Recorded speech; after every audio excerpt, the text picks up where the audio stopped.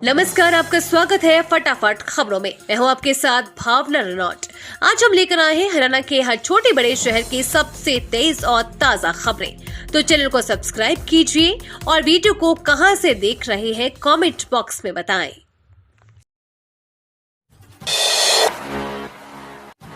अमला में सीएम ने अफसर बोले, अफसर समस्या का समाधान निकाल दे, अन्यथा 4 जून के बाद हम निकाल देंगे। हरियाणा के सीएम नायब सैनी के गढ़नारायणगढ़ में शनिवार को भाजपा की विजय संकल्प रैली आयोजित हुई, जिसमें मुख्यमंत्री नायब सिंह सैनी बतौर मुख्य अतिथि उपस्थित रहे। इस रैली में भाजपा ने शक्ति प्रदर्शन किया। इस रैली में लोकसभा चुनाव में अंबाला लोकसभा सीट से प्रत्याशी बंतो कटारिया के लिए आयोजित की गई थी। सबने कहा कि प्रधानमंत्री नरेंद्र मोदी ने कहा था कि दिवंगत रतन लाल कटारिया की आवाज को आगे बढ़ाने के लिए बंतो कटारिया को लेकर आओ। पीएम नरेंद्र मोदी व गृह मंत्री अमित शाह ने मुझे सीएम बनाकर नारायणगढ़ को बड़ा सम्मान दिया है। मुझे तो मालूम ही नहीं था कि मैं तो काम कर रहा था। काम करते करते मुझसे कहा कि आपको हरियाणा देखना है। मैंने कहा कि पार्टी अध्यक्ष के नाते मैं लोगों को जोड़ने का काम कर रहा हूं, मगर कहा गया कि आपको दोनों काम देखने होंगे। हरियाणा में कांग्रेस ने तय की 9 सीटों पर उम्मीदवार भूपेंद्र हुड्डा नहीं लड़ेंगे चुनाव। हरियाणा के पूर्व मुख्यमंत्री और कांग्रेस के वरिष्ठ नेता भूपेंद्र सिंह हुड्डा इस बार लोकसभा चुनाव नहीं लड़ेंगे। कांग्रेस ने प्रदेश में 9 लोकसभा सीटों पर अपने उम्मीदवार तय कर लिए हैं। शुक्रवार को सुबह और शाम 2 चरणों में चली राज्य स्क्रीनिंग कमेटी की बैठक में प्रत्येक लोकसभा सीट पर एक नाम का पैनल तैयार किया गया। पहले चरण में नाम का पैनल तैयार करने में स्क्रीनिंग कमेटी के सदस्यों के बीच सहमति नहीं बनी, लेकिन दूसरे चरण की बैठक में आम सहमति से पैनल तैयार कर लिए गए हैं। इन पैनल पर शनिवार को नई दिल्ली में होने वाले कांग्रेस की केंद्रीय चुनाव समिति की बैठक में चर्चा होने की संभावना है। 75% निजी स्कूलों में आग से बचाव के नहीं होंगे इंतजाम। सुरक्षा नीति को लेकर लगे विभाग पर आरोप।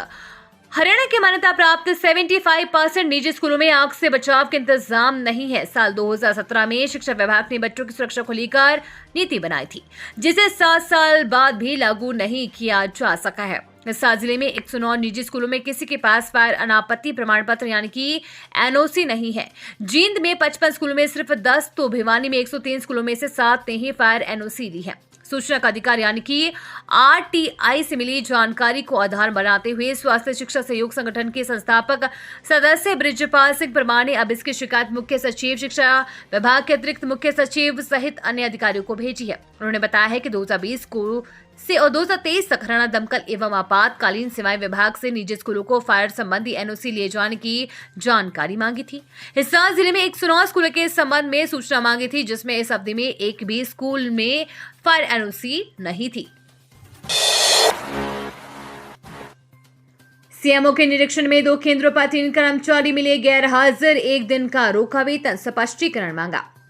झज्जर सिविल सर्जन व उप सिविल सर्जन की टीम ने शनिवार को जिले के अलग अलग स्वास्थ्य केंद्रों का औचक निरीक्षण किया। जिले के कुल 13 स्वास्थ्य केंद्रों का निरीक्षण किया गया, जिसमें सिविल सर्जन ने health and wellness centre Dharauli, PSC Salawas, PSC Berhod sub centre सेहलंगा व पीएससी छुचकवास का निरीक्षण किया। सीएमओ को धारौली में 1 कर्मचारी गैर हाजिर मिले। इसी प्रकार से सलाहवास पीएससी में 2 कर्मचारी गैर हाजिर मिले। सीएमओ ने तीनों कर्मचारियों को नोटिस जारी कर स्पष्टीकरण मांगा है और उनका 1 दिन का वेतन रोकने के आदेश दिए हैं। इसके अलावा सब सेंटर सेहलंगा में 4 बजे कर्मचारियों के जाने का समय है, लेकिन यहाँ पर सीएमओ के निरीक्षण के दौरान 3 बजे ही 2 कर्मचारी घर मिले हुए थे। उन दोनों को भी नोटिस जारी कर स्पष्टीकरण मांगा गया है कि जबकि 1 दिन का वेतन रोकने का आदेश भी दिए गए हैं। हरियाणा में स्कूली बच्चों को गणित के डर से मिलेगी मुक्ति, हर क्लासरूम में बनेंगे पजल कॉर्नर। हरियाणा के सरकारी स्कूलों में पढ़ने वाले बच्चों के लिए एक बेहद ही अच्छी खबर सामने आई है। इन स्कूलों के हर क्लासरूम में जल्द ही एक पजल कॉर्नर तैयार किया जाएगा। ये पजल कॉर्नर अलग अलग विषय को पढ़ने समझने में मदद करेगा। गुरुग्राम जिले के 550 स्कूलों समेत प्रदेश के सभी पहली से कक्षा 12वीं के स्कूलों पर ये कॉर्नर तैयार किए जाने हैं। शिक्षा विभाग ने जारी का आदेश। अभी तक स्कूलों में बुक्स कॉर्नर के क्लासरूम में नजर आते थे, लेकिन अब इसके साथ साथ पजल कॉर्नर भी दिखेगा। इस संबंध में शिक्षा विभाग ने सभी स्कूलों के लिए जारी आदेश में कहा है कि नए शैक्षणिक सत्र की शुरुआत से ही अलग अलग पजल कॉर्नर बच्चों के लिए तैयार करें। खासतौर पर एनसीईआरटी द्वारा जो हरबंस पजल तैयार की गई है, इनको महत्व दी जाएगी।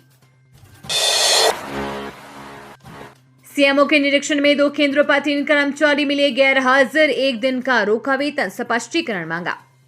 झज्जर सिविल सर्जन व उप सिविल सर्जन की टीम ने शनिवार को जिले के अलग अलग स्वास्थ्य केंद्रों का औचक निरीक्षण किया। जिले के कुल 13 स्वास्थ्य केंद्रों का निरीक्षण किया गया, जिसमें सिविल सर्जन ने health and wellness centre Dharauli, PSC Salawas, PSC Birhod sub centre सेहलंगा व पीएससी छुचकवास का निरीक्षण किया। सीएमओ को धारौली में 1 कर्मचारी गैर हाजिर मिले। इसी प्रकार से सलाहवास पीएससी में 2 कर्मचारी गैर हाजिर मिले। सीएमओ ने तीनों कर्मचारियों को नोटिस जारी कर स्पष्टीकरण मांगा है और उनका 1 दिन का वेतन रोकने के आदेश दिए हैं। इसके अलावा सब सेंटर सेहलंगा में 4 बजे कर्मचारियों के जाने का समय है, लेकिन यहां पर सीएमओ के निरीक्षण के दौरान 3 बजे ही 2 कर्मचारी घर मिले हुए थे। उन दोनों को भी नोटिस जारी कर स्पष्टीकरण मांगा गया है कि जबकि 1 दिन का वेतन रोकने का आदेश भी दिए गए हैं। संकट, खुले आसमान के नीचे पड़ा लाखों क्विंटल गेहूं और सरसों, बारिश को लेकर चिंता में किसान। जिले में 2 दिन से गेहूं की मंडियों में आवक शुरू हुई है, लेकिन अभी से ही मंडियों में गेहूं और सरसों से भरी हुई दिखाई दे रही है। उठान में देरी, शेड फुल और खराब मौसम ने किसानों की चिंता बढ़ा दी है। मजबूरन किसान खुले आसमान के नीचे ही उपज उतार रहे हैं। जिले में अभी 1.5 लाख क्विंटल गेहूं और 5.5 लाख क्विंटल सरसों खुले आसमान के नीचे पड़ी है। इसमें बारिश होती है तो किसानों को इसका भारी नुकसान उठाना पड़ेगा।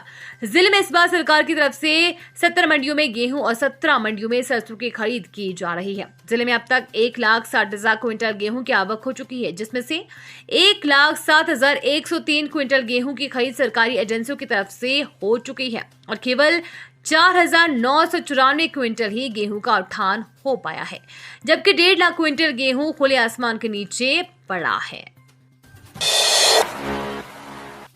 नेत्रहीन मतदाताओं को भी सुविधाएं देने में जुटा निर्वाचन आयोग, मिलेंगी ये खास सुविधाएं।